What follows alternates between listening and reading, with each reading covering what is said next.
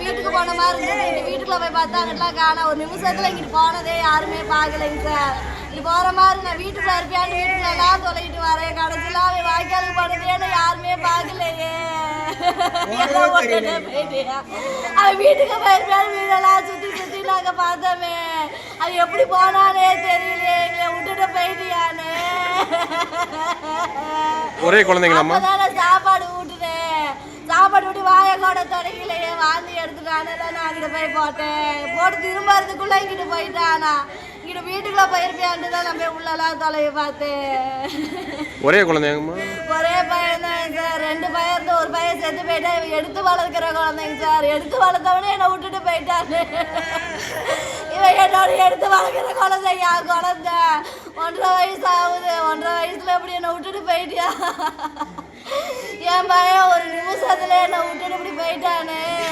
நான் யாருக்கு என்ன பாவம் பண்ணனே தெரியலையே. நான் வாங்கிட்டு வந்த வரா அப்படியா? ஐயோ எனக்கு இப்படி நிலைமைக்கு ஆளாக்கிறியே தம்பி. என் பேர் ராஜாங்கண்ணா. அந்த தம்பிக்கு மாமா தான் வருது. அவங்க வந்து சாப்பாடு ஊட்டினாங்க. ஊட்டிட்டு சாப்பாடு கொடுத்துட்டு வீட்டுக்குள்ளே போயிட்டாங்க. போயிட்டு அந்த கிண்ணத்தை வச்சுட்டு வரவங்களையும் பையனை காணோம். அதுக்கப்புறம் அவங்க வந்து சரி ஃப்ரெண்டு வீட்டில் பக்கத்தில் ஒரு 5-6 வீடு இருக்கனால 5-6 வீட்டுக்கு தொலைவுனாங்க. கிடைக்கல. சரி அந்த பையன் உள்ளே தான் இருப்பான்னு வீட்டுக்குலாம் தொலை பார்த்தா இல்லை.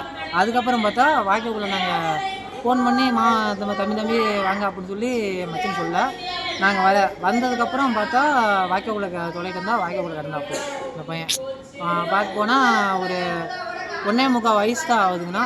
ஒரு 2 வயசு கூட முழுசு ஆகலை. கொஞ்சம் பெரிய பையனாக இருந்தால் மேலே ஏறி இருப்பாப்புல. முடியல. ட்ரை பண்ணி பார்த்தா முயற்சி பண்ணோம். ஒரு 15 நிமிஷத்தில் எடுத்து ட்ரை பண்ணோம். அவர் ஒன்றும் கிடைக்கலைங்கண்ணா. எங்களால் காப்பாற்ற முடியல. அவ்வளோதாண்ணா. அவங்க அம்மா அப்பா அவங்க தான். அவங்க அம்மா அப்பா அவங்க தாத்தா பாட்டிக்கு யாருக்கும் விவரம் அவளுக்கும் அப்படி இல்லை. இருந்து அவளை கவனிட்டு இருந்தும் எங்களால் காப்பாற்ற முடியல. அந்த சமயத்தில் வீட்டில் யாரும் இல்லைங்களா? ஆனால் அதெல்லாம் இருந்தாங்கண்ணா. இருந்தாலும் காலைல டைம் தானே அப்படிங்கிறப்ப அவங்க எல்லாம் சாப்பாடு ஊட்டினாலும் யதார்த்தமாக இருப்போம். 4 பேர் இருப்பாங்க அந்த இடத்துல. அந்த நேரத்தை பார்த்து யாருமே இல்லை. 2வது அந்த பாப்பா உள்ளே போயிடுச்சு. அந்த பாப்பா உள்ளே போயிட்டு வெளியே வந்து ஒரு ஸ்டாண்டுக்குள்ள காணாங்க.